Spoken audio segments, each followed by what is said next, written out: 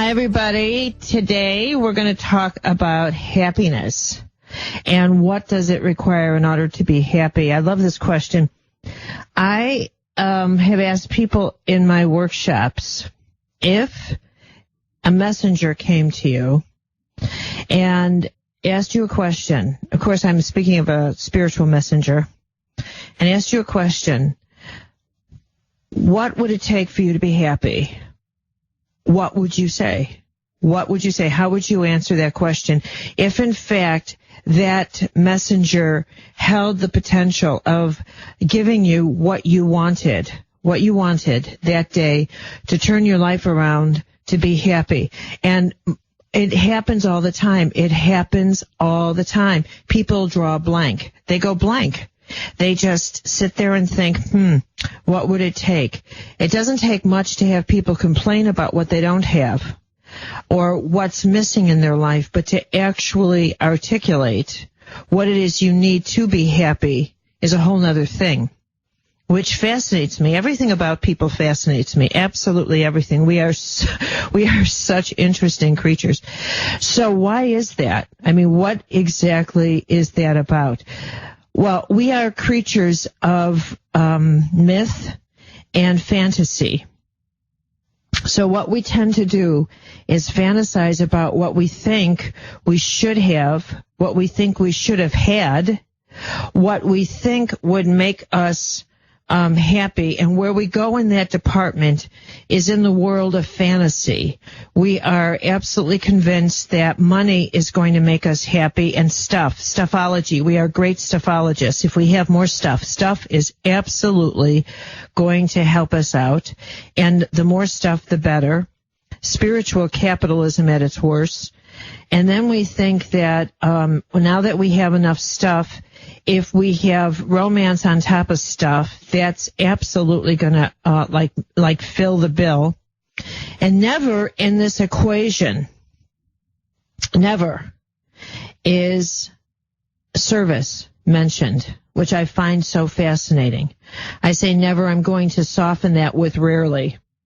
But rarely does someone ever say, if I found my path of service, what they will say is highest potential, but always the implication with highest potential is occupation, as if their highest potential is the ideal job, and the ideal job always has as an underlying theme the job that doesn't humiliate me, but in fact makes everybody admire me. So let's be real clear what highest potential means in the mainstream.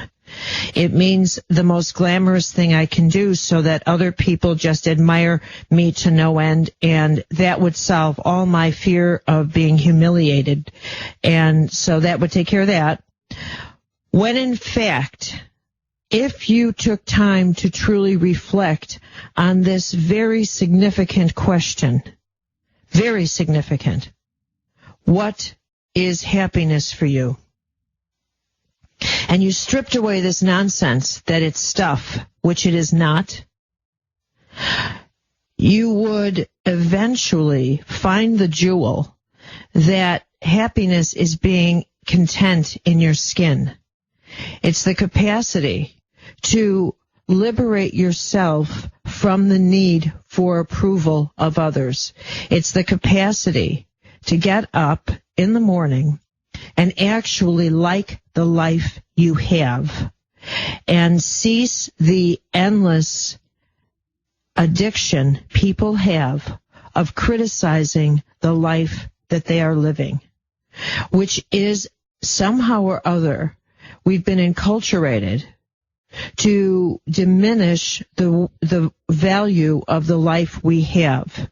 Somehow a standard's been set, a pattern's been set by this mythic notion of our highest potential that none of us, few of us, is actually living this ideal life. It's the highest potential in the New Age is something like the Hollywood life that we should be living, like the red carpet spiritual life that we should be living, that is an ideal, flawless life that in fact doesn't exist anywhere. but that the life I do believe, upon reflection, that people are truly seeking is the life free from the burden of wanting someone else to approve of who you are, which is without a doubt one of the most wretched burdens a person can have, is that horrible feeling of wondering what other people think of you, of wondering what if I fail, and thinking, what will other people think? I don't know who you think these other people are. For the most part, they are a vague they that exist in a vague jury in the back of your mind. But nonetheless, this vague place and this vague jury have more authority over you than your interior guidance system. Happiness is the capacity to sever your relationship with that voice and to have that feeling of liberation that places you in the driver's seat of your own self. That is happiness. And to get to that position and to feel like you are exactly where you should be in your life, that you have not made any mistakes that have put you on a wrong road, that there are no should have been, could have been, would have beens in your life had things been otherwise. That is happiness. It is not to be found in stuff or in the resolution of thinking someone else interfered with who you could have been, but rather in realizing you are exactly where you should be. That is happiness. And to get to that place takes a journey of interior reflection, a journey of interior knowing that you are in charge of your life. That is a deep and rich soul journey. You don't get there through the mind. You know, I am continually telling people that. You think that it's not that I lack respect for what the mind can do by any means. But your mind is a trickster, and you have to get through the way the mind plays games with you and into that deeper part of yourself that contains that unyielding, solid oak tree that simply knows who you are. To thine own self be true, that part of you. That is your key to happiness. And truly, I don't know that a person can get there by him or herself. I think that is the journey that takes a guided hand, someone who says, let me lead you down this course. It is not one that is easily walked into that deeper course of the self. You just don't walk there easily because it is such a journey of transformation.